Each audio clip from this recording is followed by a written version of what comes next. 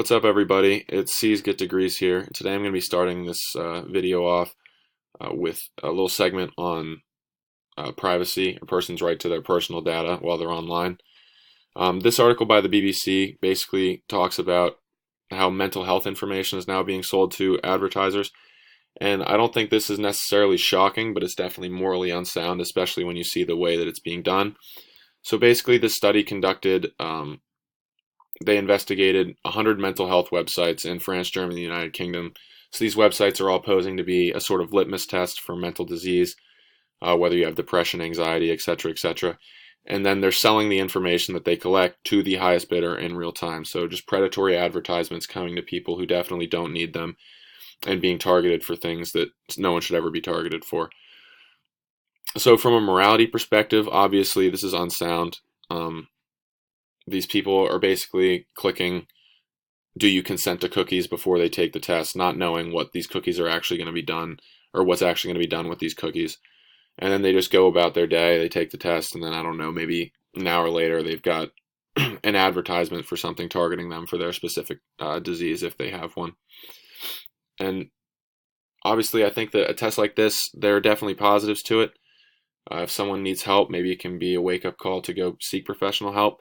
But that's not what these websites are doing. It's a money scheme to try and target people. And then from a security perspective, obviously this is an issue that most people would want to keep private. If you're depressed, you definitely don't want random companies knowing that you're depressed. It's definitely a very personal issue. Something people oftentimes don't even tell close friends about. But moving into a much lighter portion of this video, we're going to talk about the name calling battle that T-Mobile and Sprint are having against Verizon and AT&T. So if you didn't know, T-Mobile and Sprint, they're merging, and they claim that this is going to give them the edge in 5G. But in my experience, combining garbage with garbage just gives you more garbage. So we're going to get into the name calling portion here. Obviously, the title says that T-Mobile called Verizon dead in the water and clueless. But what it didn't say is that they're also calling AT&T lying and confusing people. So the upshot of this, I guess, is obviously 5G isn't that far away. But at this point, I think it's all just posturing because 5G is really limited to major cities, and even then doesn't stretch very far. And no one actually has a grasp on it. And the AT&T company responded to this, and they basically said, oh, look, Legier is back. They were the last to 5G, but he's the expert already, just kind of poking fun at T-Mobile.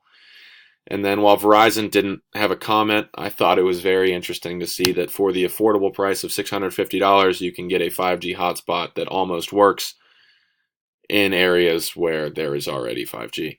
So when we look at this, it's 3 times the price of the 4G hotspot, and it's $10 more per month, which will add up. 5G is something that I've definitely been interested in. Just last week, I had to buy a new phone, and the Verizon guy was trying to sell me a phone with 5G capabilities and get me to buy a 5G plan, which I graciously declined. But I just thought it was an interesting read to see the posturing going on between these big mobile companies, and thought it was worth sharing. So this has been C's Get Degrees signing off, and I will see you next time.